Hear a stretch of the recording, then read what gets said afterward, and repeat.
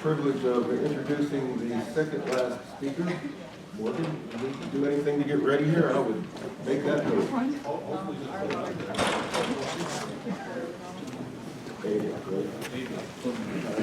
This is Morgan Abele. He is the president of operations for PULS Incorporated. Open up one of those emails and you'll never forget that name. But I'm not going to say anything else. All right, watch those cookies. You can blame the marketing guy. Okay. Who's here today? I'll point him out to you. Well, he's doing a great job. Depends on your perspective. Anyway, Morgan here has worked in the utility, location, and damage prevention industry for over 30 years. Doesn't look that old, but he has a 14-year-old granddaughter. Yeah. Can you believe that? Over this time, he has helped found the industry's trade association, served on multiple damage prevention, evacuation safety boards and organizations, and consulted on numerous projects throughout the U.S. and abroad. Currently, he's managing and developing projects within Marcellus, the Bakken, and the Eagle Ford plays. Morgan, let's have at it. I'd also like to introduce Alex Anderson. Who's Hey, also how you doing? Good to see you. He should also be on that bio on there. He is not. Sorry, Alex. I'm sorry. You have to do it yourself. Alex is a great. Oh, yes, he is. Here we go. There we go. Follow me. Alex Anderson is the senior lead planner and GIS apps guy for People's Gas. For the past 6 years, Alex has worked in the natural gas industry in the planning and GIS departments. In this time, he has been involved in numerous projects to convert legacy mapping systems to enterprise GIS. Alex's most notable project is the one he is currently working on, where all the compliance tasks will be scheduled and maintained out of the GIS. Yeah, guys?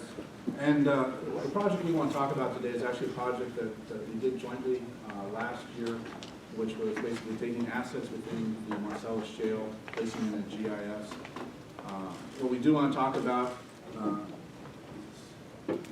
basically a summary of the Marcellus, and we want to kind of talk about gathering systems within the Marcellus to kind of set the context for how these systems currently exist, some of the challenges they're faced with it, the specific project of People's Natural Gas, the unique opportunities that it actually presented, the data collection means that were established by People's and working in conjunction with Pulse, our field data collection, what was happening there, the challenges we had, and finally how P&G is actually using this data.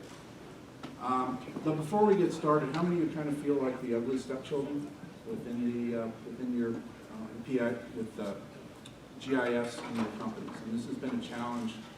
You're kind of the afterthought, I think is the phrase that we phrase. How many of you actually feel like that or have in the past? So most of the people do. And it's a consistent problem, and that's something that was unique about this project is we tried to shift that from where the GIS was the afterthought to where GIS was driving the buses in a sense. So within the Marcellus Shale right now, there's an estimated 100,000 miles of gathering lines within the state of Pennsylvania alone. The vast majority of these are within the Marcellus Shale. And of those, only about 570 currently are being regulated by the federal government under PHMSA. This means that the other 99,430 miles is essentially in a regulatory gray area. It is not regulated by the federal government. It is not really regulated by the Public Utility Commission. Most of these systems are not even under PA one call. How many of you heard of the one call system? So there's 100,000 miles of pipeline in the state of Pennsylvania that currently, or the vast majority that does not, when you put a one call request in, show up. So that's a challenge right there. This is important because right now there's 14,000 shale wells within Marcellus. They're wanting that to grow to about 120,000 by 2020. Now with current gas prices, I'm not sure if they'll hit that. But that's a really big challenge. Because every month, about 100 miles of large diameter, high pressure gathering systems are being dropped in the state to get the gas from those wells that they're drilling to sales pipelines. What do you think's in the way of those pipelines as they run from new wells to a sales pipeline? It's that 100,000 miles. A lot of this is largely unknown at any level of accuracy.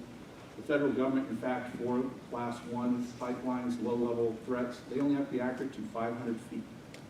That is their mapping accuracy requirement. They are pushing to go to 50 feet, and there's a lot of pushback within the pipeline industry. With limited location knowledge, leak detection, and other maintenance programs are often incomplete. if you can't walk over the gas pipeline and don't know where it is, how are you going to be able to do a leak survey? You got to be within a few feet of it. And finally, there's no condition assessment. If you don't know where your facilities or assets are, how can you go out and do a condition assessment on any portion of it? So this brings us to Peoples. Peoples, about 2 years ago, began negotiations from another firm to purchase their assets. Part of this purchase were 2 gathering systems, so a total about 371 miles of pipeline, spread over 2 counties, Washington and Greene counties, right in this neck of the woods. And these systems had a history of condition issues, including substantial, very substantial loss and unaccounted for gas ratios. And these were very, very high. Peoples knew this going in. So in early 2014, P&G actually commissioned a project to designate the lines, the gathering systems, and complete a leak survey. And we successfully completed that in 2014. This is actually a unique opportunity. When we got the original RFP from Peoples Natural Gas, the spec for the data collection device was an eTrex 20. Anybody know what the Garmin eTrex 20 is? You can go to Walmart, you can pick one up for about 200 bucks. That was the original spec. It was not spec'd by the GIS department. It was spec'd by somebody within Peoples. And when we asked him, why was this specification? He said, well, this picks up a Soviet system. So what about Trimble? He says, well, our Trimble doesn't pick up that system. Well, they had about a 10-year-old Trimble unit. Our systems do. So we actually rewrote the RFP to include the Trimble GOXH, tornado antenna, and basically modern data gathering. And that drove us to actually go talk to Alex and his staff, because now what happened is we're realizing that the people requesting it really have no idea what they want in terms of data. They know what they want to achieve. I think the question was, that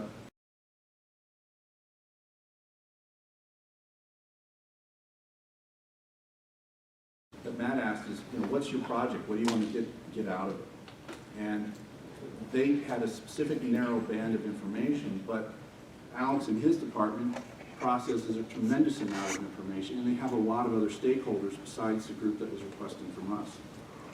So as a result, we combined with Peoples. We developed a data dictionary in coordination with their data outputs to the GIS department so that we were matching what they wanted to see. And then what we ended up with was the results that were clearly defined in an expanded set of data acquisition parameters. And this resulted in a much more comprehensive and efficient survey of the pipeline system. So I'll let Alex kind of talk about what the next portion of this. So we have, Paul's had 3 or 4 field crews operating every day. Each user had a GPS unit. So we had approximately 12 to 16 users in the field with data collection. As you can imagine, that's an incredible amount of data coming back to one person. So we determined with our network security issues that maybe a Dropbox account was our best way to communicate data back and forth with each other. So every third day the data was delivered. I built a couple Python scripts to, once I downloaded the data, to get it back into like a file database, check the data, make sure everything was there.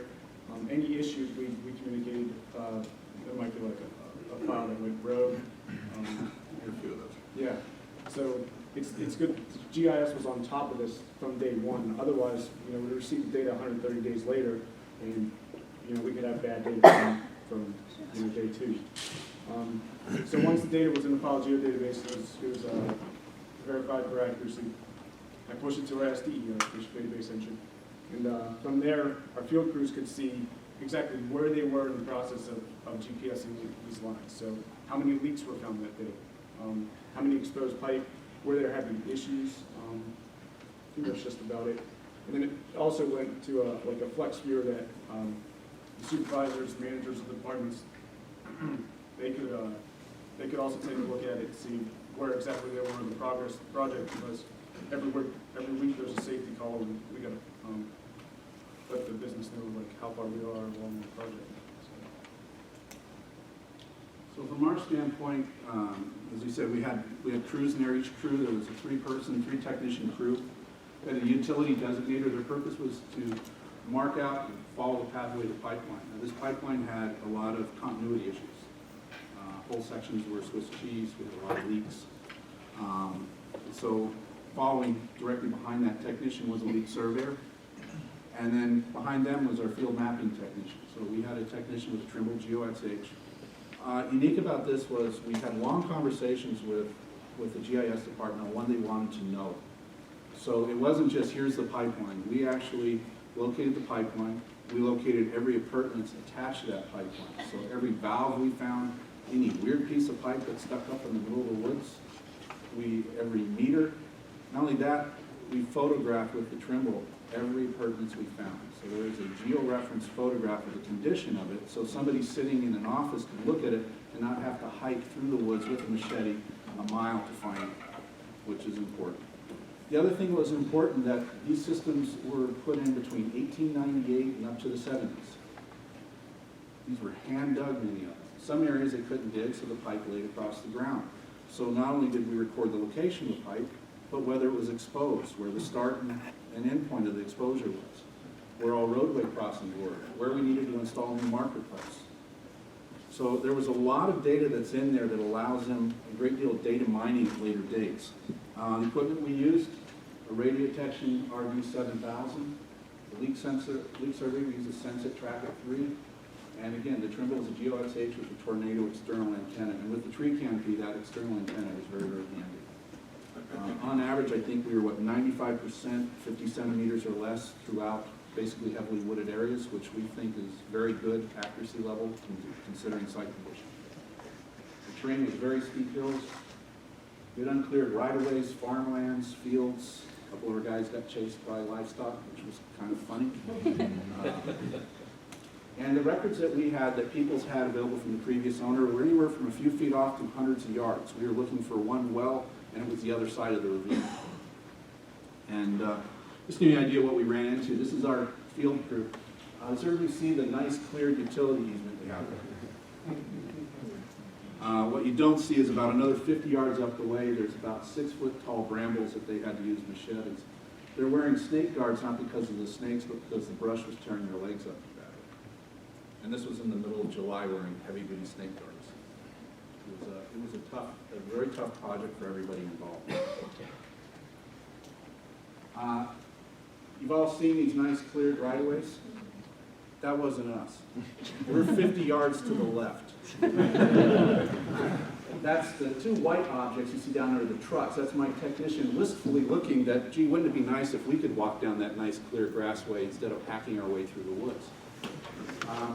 That's actually me trying not to fall into a creek because directly under that tree is our pipeline. A couple more pictures. The top one is our surveyor. Again, that is actually the utility easement. And this is what happens when you have an easement that hasn't been cleared in about 15, 20 years. So the only way you can really tell it's the easement is the trees are shorter. The middle picture there, that dirt spot, that's not dirt, that's actually what you'll find on leaks. If you're walking in the woods and you see a dead patch of vegetation, and you know there's a pipeline nearby, it's probably a gas leak. There were sections that we couldn't get a good tone on the pipeline, but fortunately we could follow the dead spots through the field, and that allowed us to line up. And I'm not joking about that. There was one section, that's how we took our shots. We lined up the dead vegetation, and that gave us a straight line shot of the pipeline. The bottom picture, it looks like a tree trunk laying in the water. That's actually a pipe that was put in around 1920, and it's been sitting like that for that whole time. So this, again, is some of the challenges that you have within an industry that for many years has been somewhat neglected. These are low-pressure systems, by the way. They're running 60 psi or less. Most of them are 30 psi or less. So there's not as big a risk, but you still have the potential for a lot of leakage over time, and when you're talking about trying to reduce methane emissions, it's an important factor to consider. So the initial investment of this project was we needed to know where our leaks were on the gathering system. Since then, this project, the data we've collected has been invaluable, and the whole reason behind this is because the GIS got involved day one of the project. we didn't just let the data come in and then deal with it how it came in. We determined exactly what we wanted at the start of the project. So how are we using the data today? Well, once the data came back, we needed to conflate from what we had to what we just GPS. So we had two GIS techs working exclusively on matching the pipe to the points. Once that we conflated the data, we configured a 3-year leak survey plan. We have right-of-way and mowing cutting plans. There was plenty of right-of-way mowing that we need to get to, as you can see from the pictures. The planning department, we have built completely new models with the data that they collected from the wells. We know exactly where our gas coming in is and exactly where it's coming out with the meter data that they collected. And there's a ton of pipe that's exposed, plastic pipe that's exposed for who knows how long, so we need to get on top of that immediately to bury it. And how much pipe is leaking, our most leaks, or heaviest leaks, we need to get to those as quickly as we could. Our final thoughts on this, we love this conference, by the way. We think it's a great place to share information.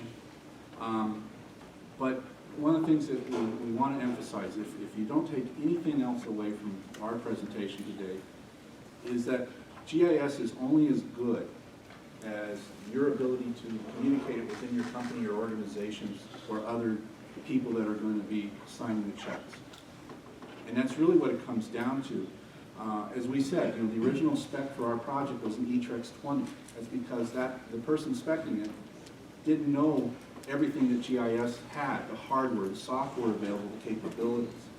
And really, as GIS specialists, as people that own and manage this, you really have an obligation within your organizations to embed yourself, to really take, and not just stay in front of the screens and process the data, but when you're getting dumped on data and people say, how many have had people say, here's the data, can you do something with it? How many people have had that? So everybody here has had that fun rule. You need to get ahead of that. So what we did, we didn't have any new software. There was nothing, the software we listed, the hardware we listed, there was nothing in there that is not currently commercially available that you could pick up off the shelf. The primary difference on this project was we changed the order of the GIS involvement. Instead of the GIS being at the end of the project, here's the data, what do you do with it? GIS drove the project. And a lot of times what you have to realize is those people that are in there and giving you this project and saying, here, we want you to process this data, they don't realize all the stakeholders that the GIS departments are beholden to within a corporation. Your job is to say, hey, they have this project in this department, it may have applications in other departments. Can we maybe modify our presentation? We think this will save P&G considerable expense in the future, and the primary reason was all stakeholders were consulted that the GIS department had relevance to. We gathered all the data assuming a single pass theory. I mean, get it once right the first time. How many of you've gotten data and gone, geez, I wish they had gone back or they'd done this. We tried to do that all in a single pass. So now, with the effort that we had to go through the woods, I mean, it was hard work. We were hacking with machetes. We grossly overestimated how fast we could move. The 3-man crew could do, on average, 2 miles a day. A normal human being can walk 3 miles in an hour. It took us 2 miles a day, and it took everything they had. They were exhausted every night.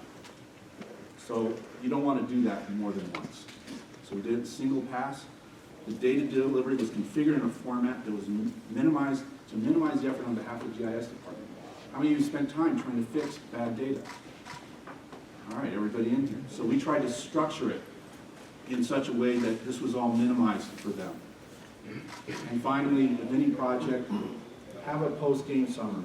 Get together, find out what worked and didn't work. There's other projects that they're working on now that have applications that what they learned from this will now be applied to that. So communicate that throughout your organizations. What did you learn from previous projects that may apply to a new project? And that's all we have. We appreciate everybody's time, and thank you.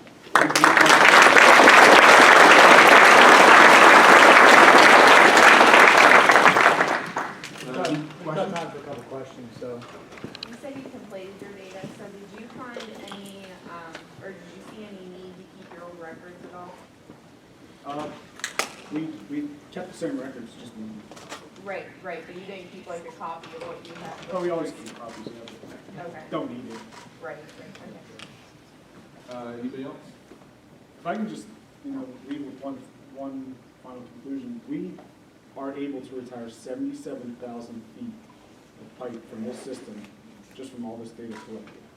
So where we thought we might have had a well was actually maybe closer to the pipe than we thought. So if the whole pipe's here, and we thought the well was at the end, but it actually turns out that the well is here, and there's just pipe running out from the middle of nowhere, we were able to retire those segments all along the system.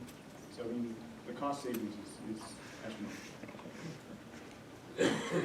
Anybody else? Thank you very much.